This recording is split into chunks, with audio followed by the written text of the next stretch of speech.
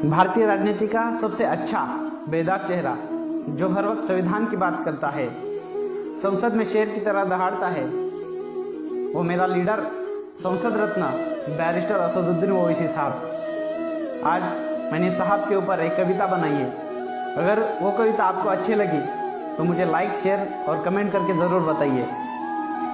अल्लाह ने की है हम पर बहुत बड़ी मेहरबानी, अल्लाह ने की है हम पर बहुत बड़ी मेहरबानी, जो उन्होंने दी है हमें हैदराबाद की शेरवानी। ये शेरवानी आने वाली समय की आगाज़ है, ये शेरवानी आने वाले समय की आगाज़ है।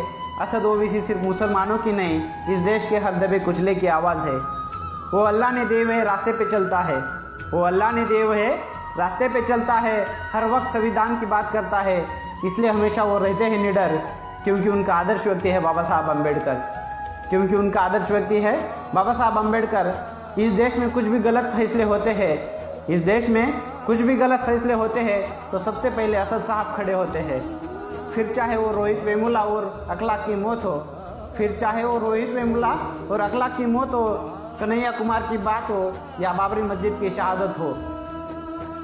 जब संविधान के खिलाफ जाकर दिया था आर्थिक आधार पर आरक्षण, जब संविधान के खिलाफ जाकर दिया था आर्थिक आधार पर आरक्षण, तब भी उसके खिलाफ बोली थी एक ही जुबान, वो थे हमारे असद भाईजान। ट्रिपल तलाक का मसला बहुत बड़ा था, ट्रिपल तलाक का मसला बहुत बड़ा था। मेरी शरीयत में दखल अंदाजी मत करो, इसलिए असद भाई सबके पास जाकर गिड़गिड़ा था। किसी ने साथ नहीं दिया, किसी ने साथ नहीं दिया, इसलिए खुद की बेटी की शादी छोड़कर वो अकेला इंसान अपनी पार्लियामेंट में बात रखने को खड़ा था। NRCCA का जब बिल पास हुआ था, NRCCA का बिल जब पास हुआ था, तब सारे के सारे खामोश बैठे थे। मोदी शाह की खोप की जद में आकर डर के मारे बैठे थे।